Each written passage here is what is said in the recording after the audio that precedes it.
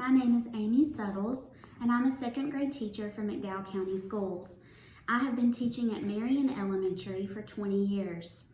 Today I would like to show you a little bit about a standard that I teach in second grade math. It's referred to as MD10, and I typically would teach MD10 during the fourth quarter or the last quarter of our 9 weeks.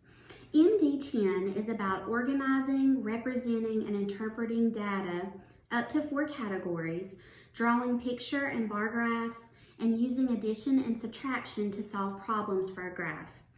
So the outcomes that I'm looking for is for my students to be able to collect data on a specific topic, organize that data on a picture graph, solve problems and use information from the picture graph, and also use tally marks correctly when they're collecting their data.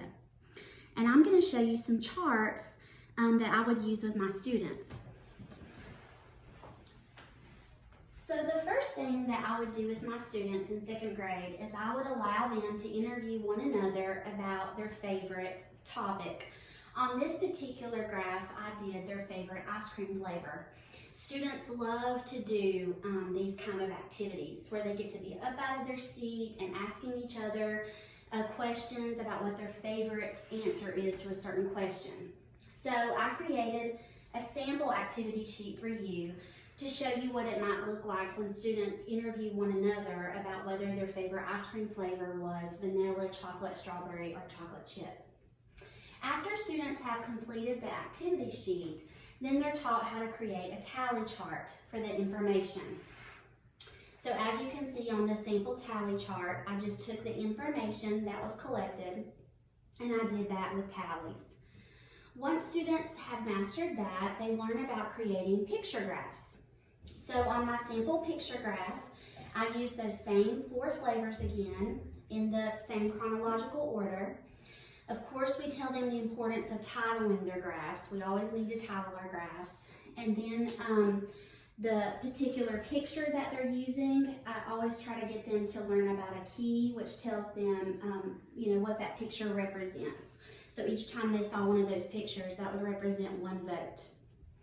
Once students have created a picture graph, they also learn about creating bar graphs in second grade. So we label both sides of our graph. One side has our numbers, and one side of our graph has our chocolate, vanilla, strawberry, and chocolate chip ice cream flavors. And then of course we have a title also on that graph. And they take that information that they've collected and they learn about graphing it using a bar graph. Students will use all of this information to help them solve addition and subtraction problems. At this point in the year, students have gotten very good and very comfortable with addition and subtraction. So this is always a really good time to introduce this to them. So I created some sample questions like the ones I might ask my children. So I might ask them how many friends voted in all, and they would use their graph to answer that. How many more friends like strawberry ice cream than chocolate ice cream? So they would interpret that as being a comparison problem. So they would be finding the difference. Which ice cream was the favorite? They can use their graph to find that answer. Which ice cream was the least favorite? On this particular graph, there were 2 flavors that got the least amount of votes. And then a question similar to how many friends voted for chocolate and chocolate chips. So they would be putting the information together to find the sum for that answer. So these are just some examples of how I would teach MD10 in second grade math. I hope you enjoyed watching this video, and I hope it was helpful to you.